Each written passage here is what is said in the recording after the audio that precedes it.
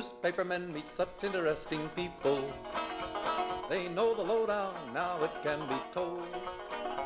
I'll tell you quite reliably off the record about some charming people I have known. For I meet politicians and grafters by the score, killers plain and fancy, it's really quite a bore. Oh, newspapermen meet such interesting people. They wallow in corruption, crime and gore. Ting-a-ling-a-ling, city desk, full of press, extra, extra, read all about it, it's a mess, meets the test. Oh, newspapermen meet such interesting people. It's wonderful to represent the press. Now you remember Mrs. Sadie. The Media Project is a half hour of commentary and analysis where we talk about what's going on in the news media, and we invite you to join us and share some of the time where we talk about this. I'm Rex Smith, formerly editor of the Times-Union, now running the Upstate American.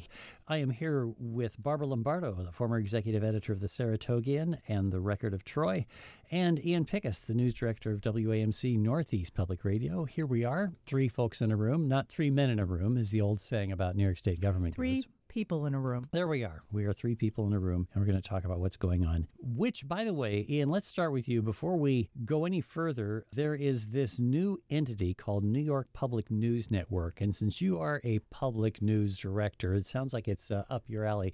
What actually is it, anyway? Well, it's very exciting, and I don't think it entirely hit me until I saw the new logo that accompanied the announcement from 12 different stations across New York State. And we've been working on this for a number of months, really years, coming together to formalize a content sharing effort among a number of stations in New York State. And the goal will be, number one, to establish a bit of a sound across New York so that people who use public media and listen to public media will be exposed to stories that have come through the network that maybe they originated at a station in Buffalo and they're in Albany, but they're still learning something important about New York State. So that's the basic idea.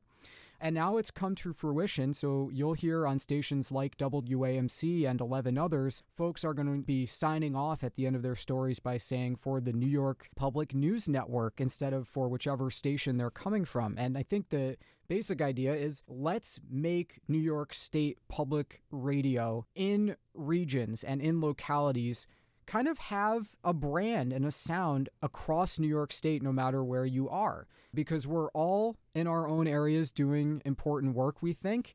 And if we're able to platform that together, share resources, talk over ideas, that's where we're starting. And where we hope to go in the future is to bolster all those efforts and maybe work together on reporting projects, shared editing, best practices, and even potentially adding to our ranks. So it's very exciting. It's just launched as we speak this week, and you'll, I hope, notice it. If you're doing some road trips across New York, you might be hearing voices that you know from WAMC elsewhere.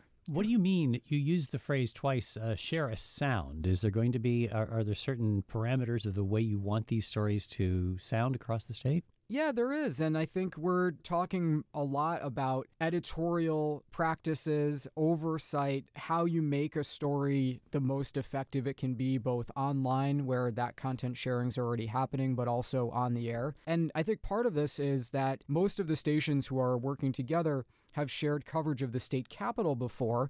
But, you know, as the globe has flattened, a lot of the issues that get talked about in Albany are really relevant elsewhere across the state. Some of these stations are, 5 and 6 hours away from the state capitol, but the things that are decided right down the street here really affect them. So we want to have not a monotone sound, but a more uniform sound with each other. Do you think you can localize a story so that if there's a housing issue in Buffalo, for example, they might actually be able to relate it to a housing issue in Albany? We think so, and a lot of that has happened with issues like good cause eviction, where you're making a connection. Oh, this is happening in Kingston and Albany. And that's happened sort of organically already.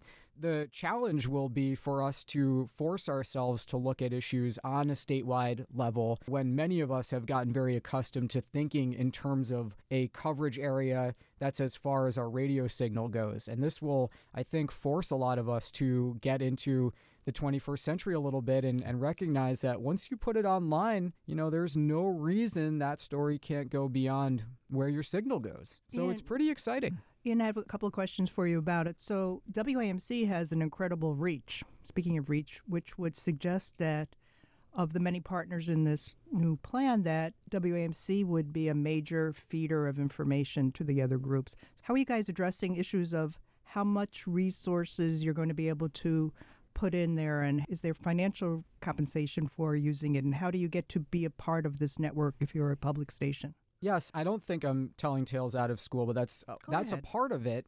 Everyone who has joined up has signed an agreement to contribute to the greater good, and with a recognition that some stations that are in this partnership have fewer resources than others. But the idea is that the rising tide will lift all the boats. And yeah, we're fortunate that we've got news bureaus in 6 different geographic regions. So a lot of times we're doing things sometimes more quickly or with more resources than some of the other places are. But the same can be said for some of the smaller stations we have. One of them that's in this partnership is a Sullivan County-based newsroom. So they cover Sullivan County a lot more closely than we do, even though we also broadcast to Sullivan County. So we will pause now to explain where Sullivan County is. Right. This is in New York's southern tier. It's a rural part of the Hudson Valley that's almost Pennsylvania, and a place, when you're thinking about the Hudson Valley, and Westchester County has 1 million residents, that sometimes can get left behind in the day-to-day coverage. So, we hope to all share with each other as much as we possibly can.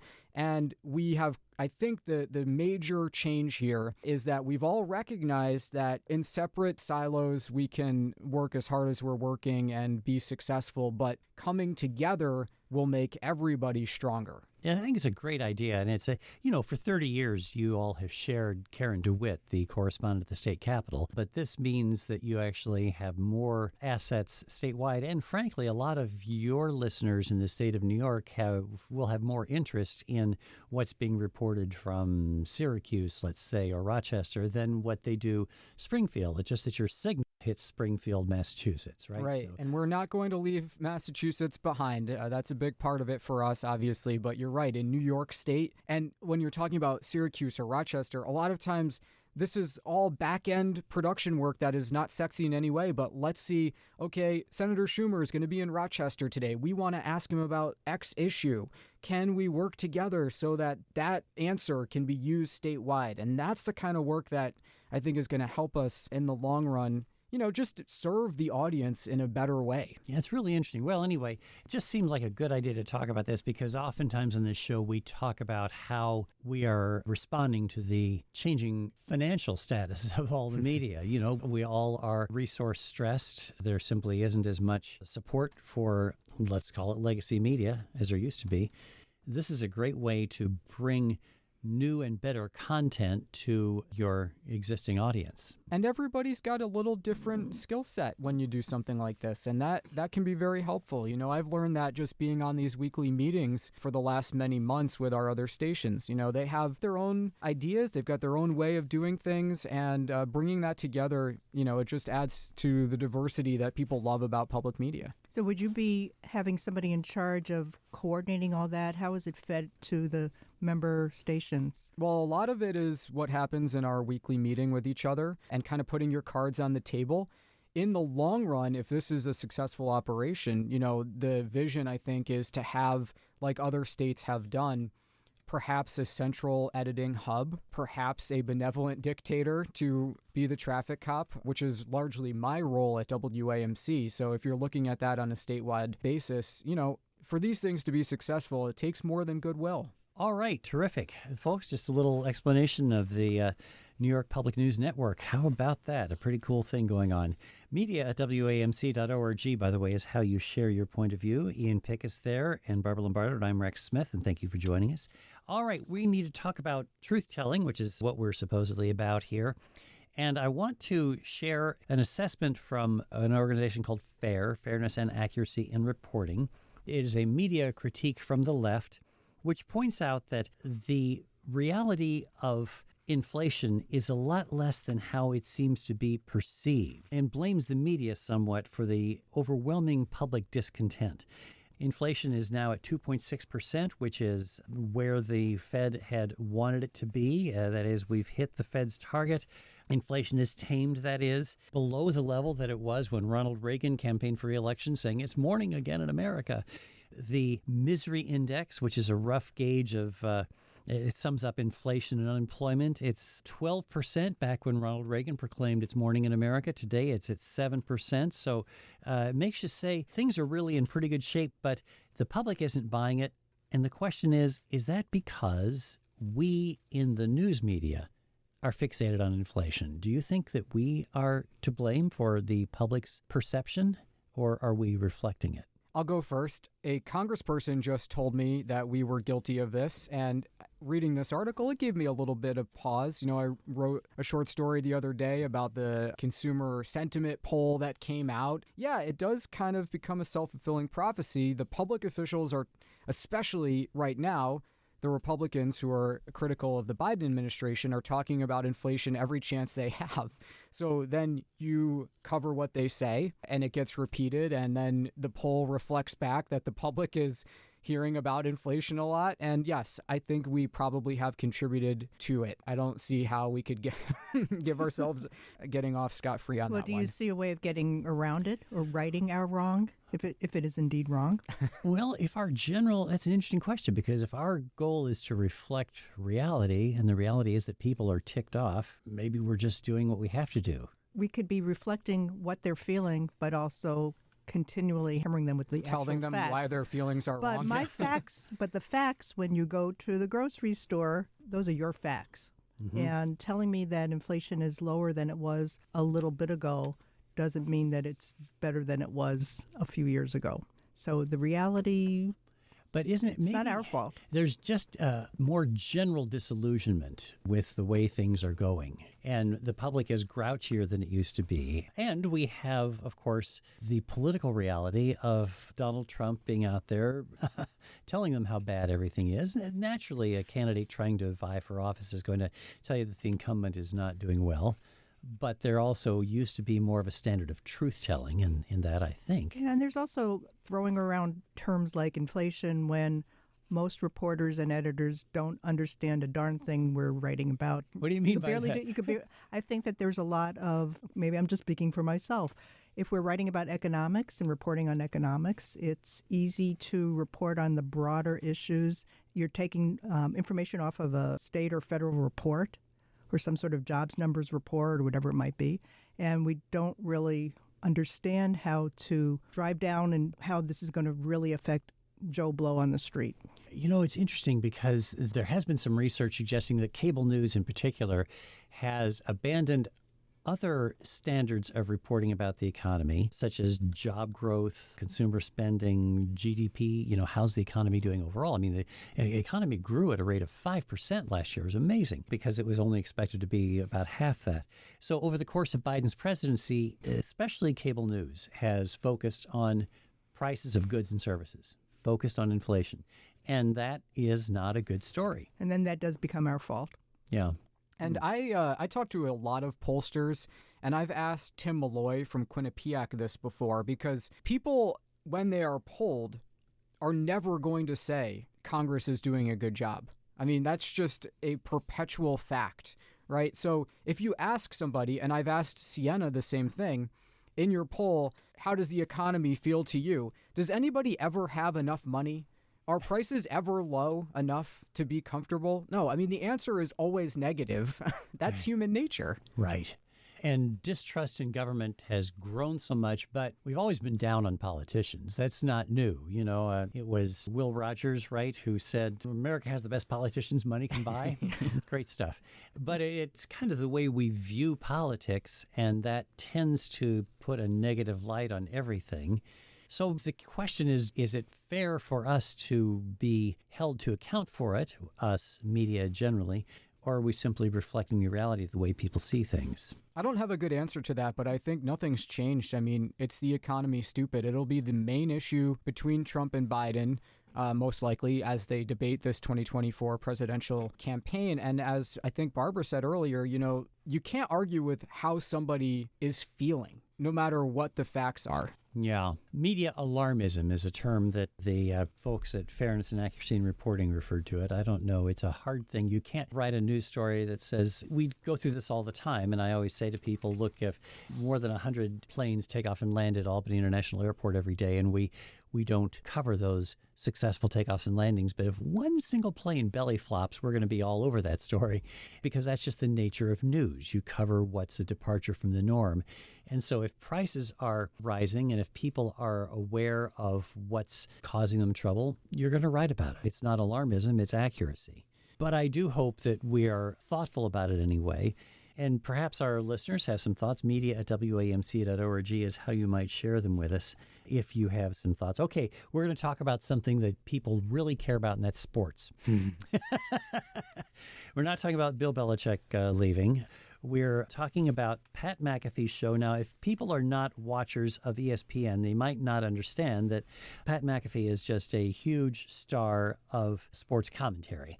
And that on one of his shows, he has used Aaron Rodgers, the terrific NFL quarterback, who is a smart guy, but kind of a wacko on some topics. Is that a fair assessment? I was think going it to say is. wackadoodle. Will you? Yeah. Mm-hmm. Excellent at his sport, Mm-hmm. but something's wrong upstairs. He's stupid about how smart he thinks he is. Ooh, that's good. So he, in particular, took a shot at Jimmy Kimmel that seems to have really gone off the rails. And the result of it is that Aaron Rodgers is no longer appearing on Pat McAfee's show on ESPN. Why does this matter to us? There's so many levels here, but it is a microcosm of our current American conversation. Let me just back up and say, I'm a Jets fan, and I was hoping he'd have a good season. He got hurt on the first series of the year and hasn't played since. And that has given him way too much free time to go on the McAfee podcast, for which McAfee is being paid $85 million over 5 years. He's a former punter in the NFL and a new media star. And Rodgers, dating back to what he said about COVID, where he gave a wink and a nod and said he was inoculated and everyone assumed he'd had the shot and he hadn't, has been a COVID vaccine skeptic. He's used his airtime to undercut Tony Fauci. And now this past week, he said that Jimmy Kimmel was going to be on the Jeffrey Epstein documents with no evidence. He wasn't. And at a certain point, I think McAfee, whose show is sold to ESPN but not owned by ESPN, has decided to cut bait with having Rodgers on once a week. I don't know. He doesn't have a lot of time left in the NFL, and it kind of worries me what he thinks his post-playing career will look like. He's already, it seems insane to say, been a Jeopardy host, which is our probably last agreed upon home base for facts. It's alarming. And usually ESPN, especially in the Trump years, has wanted to be apolitical to the extent that's possible.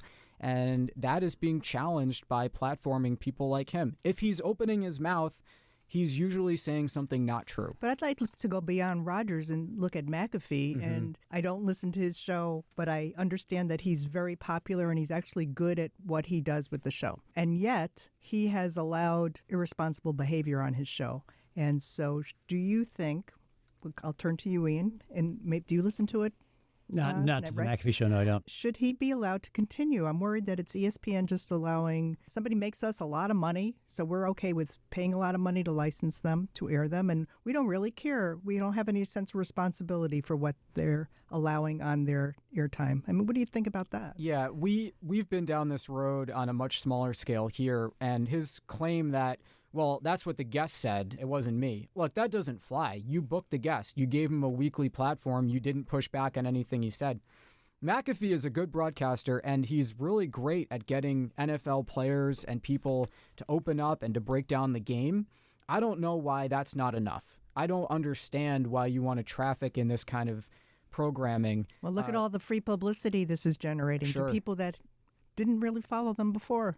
It's true, but Joe Rogan makes a lot of money. He doesn't have the best reputation. So I guess that depends on what you care about. So if hosts are responsible for holding their guests to account, in this case, a highly paid guest as opposed to a politician, let's talk a little bit about Kristen Welker, the host of Meet the Press, who has gotten a lot of grief for supposedly letting Elise Stefanik, Congresswoman from the North Country, get away with saying some things on Meet the Press. Kristen Welker took over from Chuck Todd. And most people say, yeah, she's very smart, and people always were critical of Chuck Todd, as they, I suppose, would be of any host. But Elise Stefanik referred to the people who have been convicted of attacking the Capitol on January 6, 2021. She referred to them as hostages. I have concerns, she said, about the treatment of January 6 hostages. I have concerns. And Kristen Welker did not challenge her on that. How do you deal with something like that when you have a politician who says things that are kind of outrageous? I mean, calling someone January 6 hostage, Liz Cheney's response to that was, she said, it's outrageous and it's disgusting. These are people who have been convicted of crimes. And so what is the role of the host, the journalist, the interviewer, when they hear something outrageous like that? I was going to cut Kristen a little bit of slack on that one because you're interviewing somebody live, and I didn't listen to the whole interview, but I read about snippets of it, and that there were things that Stefanik said that Welker did hold her to account. So it wasn't that she got completely rolled over. So this was highly regrettable that slipped by her, but sometimes that is going to happen in a live interview with somebody. So I bet you that Kristen Welker regrets this moment.